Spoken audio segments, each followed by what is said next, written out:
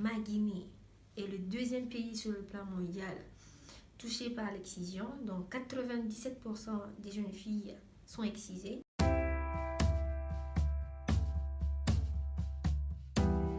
Moi, je m'appelle Adja Idrissa Ba, j'ai 19 ans, je suis de la Guinée, en Afrique de l'Ouest. Je suis engagée sur le terrain à lutter contre toutes les violences basées sur le genre. Les jeunes filles sont en train vraiment de subir cette pratique. Moi, personnellement, j'ai été victime. La Guinée, ma Guinée, est le deuxième pays sur le plan mondial touché par l'excision. Donc, 97% des jeunes filles sont excisées. Ils considèrent que quand tu es fille, on doit te priver de cela pour que tu ne sois pas une prostituée.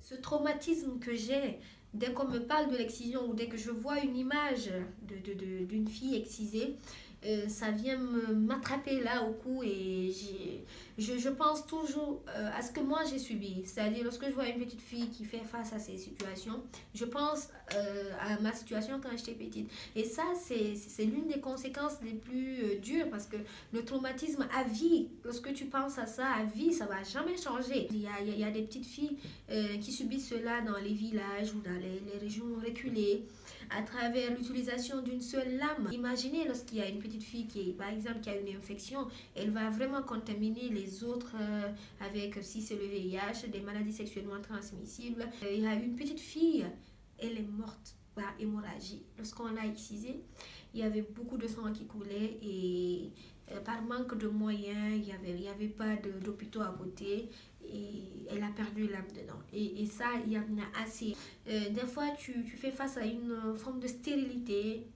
Tu peux pas faire d'enfant. Il y a des femmes qui meurent en accouchant. Ce n'est dû seulement qu'à l'excision. Nous, on est appelé à vivre toujours soumise. Dès que tu es mariée, tu ressens pas le même plaisir. Cela nous pourrit la vie. Ce que Dieu nous a donné, pourquoi le reprendre? Pourquoi nous empêcher d'être une femme qui ressent un plaisir comme l'homme?